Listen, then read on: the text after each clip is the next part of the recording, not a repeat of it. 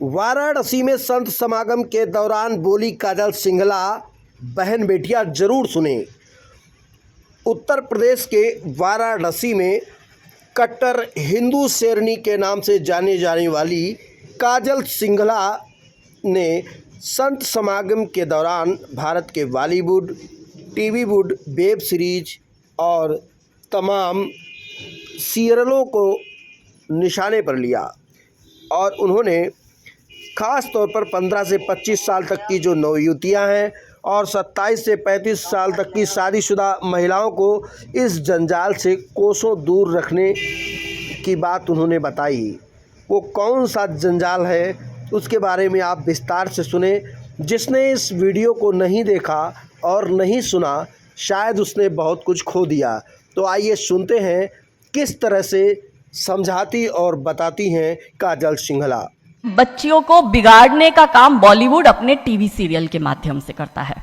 25 से 35 वर्ष की शादीशुदा महिलाओं का जीवन और उनके परिवार को बर्बाद करने का काम एकता कपूर जैसी महिलाएं अपने टीवी सीरियल के माध्यम से करती है। और जो नौकरी करती हुई बहन बेटियां महिलाएं हैं, जो कि वर्किंग विमेन हैं, उनका दिमाग खराब करने का काम ये ओटीटी प्लेटफॉर्म्स अपने वेब सीरीज के माध्यम से करता है। कैसे करता है, मैं संक्षिप्त में एक एक उदाहरण देकर आपके समक्ष रखूंगी। और बहुत जरूरी है कि जब हम तो एक साधारण व्यक्ति है, हम संसारिक जीवन में रहते हैं, लेकिन यहाँ पर जो उपस्थित हमारे संतगण है, महंतगण है, इनके बहुत बड़ा फॉलोअर्स ग्रुप रहता है, बहुत से लोग आते हैं, बहुत सी महिलाएं आती है। ये बात वहां तक पहुंचे क्योंकि वो यहाँ पर उपस्थित नहीं है, पर हमें पता है कि वीडियो के माध्यम से हमारे संत श्री, हमारे महंत श्री, हमारी ये वाणी जो है उन तक पहुंचाएंगे कि कैसे करते हैं। ये एक फिल्म बनाते हैं 25 वर्ष की तक की बच्चियों को कैसे बिगाड़ना है। हिंदुओं के परिवारों को बिगाड़ने के, तोड़ने के षड्यंत्र चल रहा है। और सिर्फ एक हिंदू को नहीं खराब करना है, उसके पूरे के पूरे कुटुंब को बर्बाद कर देना है। तो एक भारत की महिला दो परिवार को जोड़ती है, मायका पक्ष और ससुराल पक्ष। और हम कहते हैं कि भारत की परिवार व्यवस्था जो है वो मानवता की सबसे बड़ी देन है। तो इसी व्यवस्था को खत्म कर दो। कैसे कर दो? तो ये एक फिल्म बनाते हैं अतरंगी रे। हमारी क्योंकि दीदी भी यहाँ उपस्थित है जो कि सेंसर बोर्ड में सदस्य है, तो हम इतना उनसे विनती करेंगे कि हमारी ये बात भी उन तक पहुंचाए। सिस्टमैटिकली ये फिल्मों में लड़की दिखाएंगे हिंदू की, लड़का दिखाएंगे मियाँ भाई का, और उसमें भी दिखाएंगे कि वो लड़का चाहे अनपढ़ हो, चाहे गवार हो, चाहे आतंकवादी हो, चाहे पंचर छाप हो, और वो हिंदू की लड़की चाहे कितनी पढ़ी लिखी हो, लेकिन उसका परिवार जो है वो रूढ़िवादी है, वो रिग्रेसिव है, और उसके सामने यदि वो घोड़ा भी चला रहा है, खच्चर टट्टू भी चला रहा है, तो वो बड़ा प्रोग्रेसिव है, वो बड़ा संस्कारी है। कैसे करते हैं? ये एक फिल्म बनाते हैं अतरंगी रे।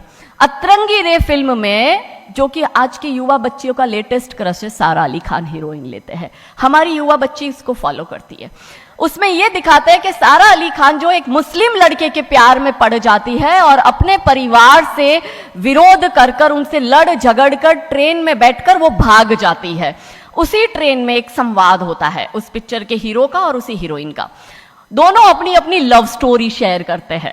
तो हीरोइन पूछती है हीरो को कि तुम्हारी लव स्टोरी बताओ। तो वो कहता है कि कल मेरी शादी होने वाली है और लव स्टोरी तो मेरी लव स्टोरी है कि मैंने बचपन से जिस लड़की से प्यार किया, जिसके साथ पढ़ाई की, जिसके साथ मैं बढ़ा हुआ, उसी लड़की से मेरी बचपन की मित्र जो मेरे समाज की है, जो मेरे गांव की है, उसके साथ ही मेरी शादी होने वाली है।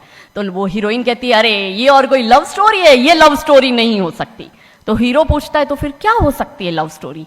तो वो कहती है कि मैंने एक मुस्लिम लड़के से प्यार किया है, मैं ठाकुरों की लड़की हूं, पूरा समाज, पूरा घर, पूरा परिवार मेरे खिलाफ है और मैं उन सबको ठोकर मारकर, उनकी भावनाओं को ठोकर मारकर अभी ट्रेन में बैठकर भाग रही हूं उस लड़के से शादी करने के लिए। और वो हीरोइन वहां पे डायलॉग देती है कि लव स्टोरी तो मेरी लव स्टोरी है कि मैं ठाकुर की लड़की और वो कतई मियाँ भाई, और ये है असली लव स्टोरी। तब हमारी 13, 14, 15 साल की युवा बच्ची, जिसके शरीर में हार्मोन्स चेंज होते हैं, आकर्षण होता है विपरीत व्यक्ति के लिए, तब वो आकर्षण में ये सोचती है कि हिंदू हो के हिंदू बॉयफ्रेंड नहीं रखना, हिंदू हो के हिंदू से प्यार नहीं करना। आप इतिहास में छपेगी, आपकी लव स्टोरी तभी बनेगी जब आप किसी मियाँ भाई से प्यार करेगी और उससे शादी करेगी। तो कैसे सिस्टमैटिकली ये स्लो पॉइजन बॉलीवुड की फिल्मों के माध्यम से फ्रेजाइल माइंड में डाला जा रहा है। और आज देखो कि क्यों समाज में लव जिहाद के इतने केस बन रहे हैं, और उसका सबसे बड़ा और मुख्य कारण बॉलीवुड है, क्योंकि इन बॉलीवुड वालों ने हमारी बेटियों को हादी रानी और रानी चिन्नमा रानी अब्बा का नहीं दिखाया। इन बॉलीवुड वालों ने हमारी बेटियों को करीना खान दिखाया है, ताकि वो अपनी कोख से तैमूर और जहांगीर पैदा करे। ये बॉलीवुड वाले लव स्टोरी पर फिल्म बनानी है तो ये हादी रानी और राजा रावत सिंह चुड़ावत पर क्यों नहीं बनाते। मैं आपको उनकी कथा शॉर्ट में करती हूं कि राजा रावत का शादी जो होता है वो हादी रानी से होता है, मेवाड़ के राजा है, और औरंगजेब की सेना आक्रमण करने आती है। और जब औरंगजेब की सेना आती है तो राजा रावत सिंह का 2 दिन पहले ही विवाह हुआ होता है हादी रानी से। तो राजा जी की इच्छा नहीं होती कि मैं युद्ध लड़ने जाऊं, तो हादी रानी बड़े क्रोधित होते, वो कहते तुम मेरी चिंता छोड़ो, तुम अभी इस मातृभूमि की रक्षा के लिए, इस धर्म की रक्षा के लिए आप युद्ध भूमि में जाओ और आप मेरी चिंता मत करना। यदि आप बलिदान भी हो जाओगे तो मैं प्राउडली अपने आप को आपकी विधवा कहूंगी। तब राजा रावत युद्ध लड़ने जाते हैं। युद्ध भूमि में राजा रावत जी को हादी रानी की बहुत याद आती है, क्योंकि नई नई शादी हुई होती है तो नई बियाई दुल्हन को छोड़ के आए होते हैं, तो बहुत याद करते हैं। तो वो अपने दूत को कहते हैं, अभी सेना आने में समय होता है और युद्ध में भी समय होता है, तो वो कहते हैं अपने दूत को कि जा तू रानी सा के पास जा महल में और उनसे कहे कि राजा जी को आपकी बहुत याद आ रही है, आप अपनी कोई एक निशानी उनके लिए भेजो। दूत भी बड़ा टेंशन में आ गया कि ये युद्ध भूमि में बैठे और इनको हादी रानी की याद आ रही है, ये युद्ध लड़ेंगे कैसे और जीतेंगे कैसे। पर वो दूत डरते डरते पहुंचा रानी सा के पास और रानी सा को कहता है कि राजा रावत जी ने आपकी एक निशानी मंगाई है, उनको आपकी बहुत याद आ रही है। तो रानी सा बहुत क्रोधित हो जाते कि ये मेरा पति कैसा, ये युद्ध लड़ेगा कैसे, औरंगजेब की इतनी बड़ी विशाल सेना है, यदि जहां युद्ध भूमि में बैठकर उसको रणनीति बनानी है वहां वो मेरी निशानी मंगवा रहा है। तब हमारी हादी रानी क्रोधित होती है, हाथ में तलवार लेती है, अपनी गर्दन काटती है, थाल में सजा के दूत को देती है और कहती है जा तेरे राजा को जाके दे देना मेरी निशानी। तब वो दूत युद्ध भूमि में जाता है, राजा जी को हादी रानी की निशानी यानी कि उनका कटा हुआ मुख देता है। राजा जी बड़े दुखी हो जाते हैं, उनको लगता है उनसे बहुत बड़ी गलती हो गई। राजा जी रानी की अंतिम इच्छा समझ जाते हैं, रानी जी के लंबे बाल होते हैं, उन बाल की वो माला बनाते हैं, उनके मुख की माला बनाते, वो युद्ध लड़ते हैं, औरंगजेब से युद्ध जीतते हैं। और जीतने के बाद राजा रावत वहीं युद्ध भूमि में अपना बलिदान देते, अपनी गर्दन काटकर वहीं अपने जीवन का त्याग करते हैं। यह है लव स्टोरी।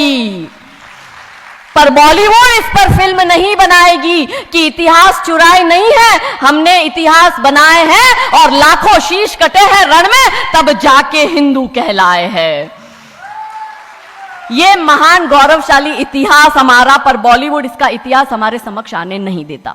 अब रहा 25 से 35 वर्ष की महिला, कैसे बिगाड़ती है एकता कपूर। वही sari, typical dress, typical getup, पीछे उसकी सीरियल में एकता कपूर की सीरियल में पीछे बहुत बड़ी अंबे मां की मूर्ति।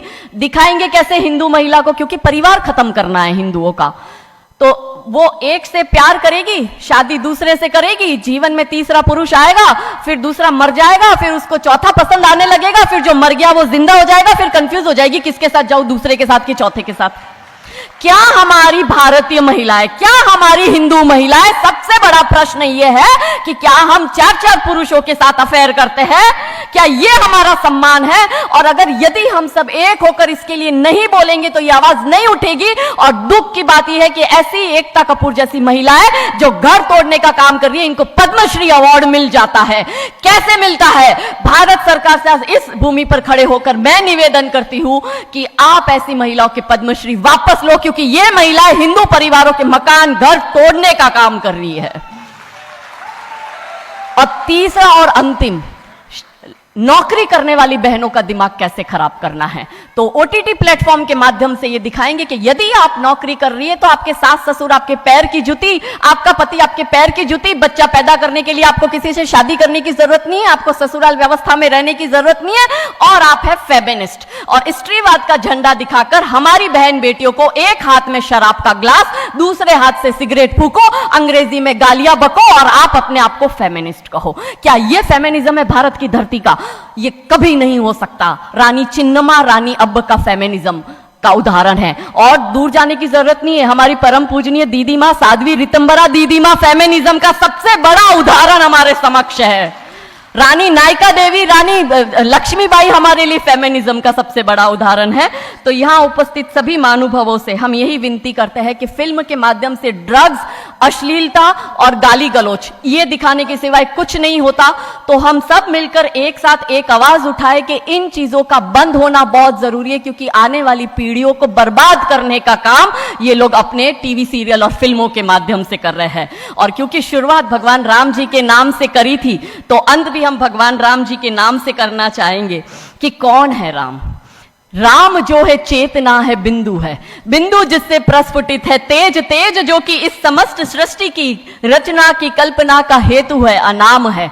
अनाम जो है पंक्ति में प्रथम, प्रथम है धर्म धैर्य का, है शौर्य का, अनंत अंत क्रोध का, प्रचंड युद्ध का, निलय प्रलय विराम है, विराम है अहम का, है शोध इस अनंत का, अनंत मुक्त क्रोध का, अनंत भक्ति बोध का, अनंत शक्ति स्रोत का, अनंत मोक्ष धाम है। वो एक नाम राम है, वो एक नाम, वो एक नाम, नमः पार्वती पते हर हर महादेव। बहुत बहुत धन्यवाद, बहुत बहुत आभार, थैंक यू।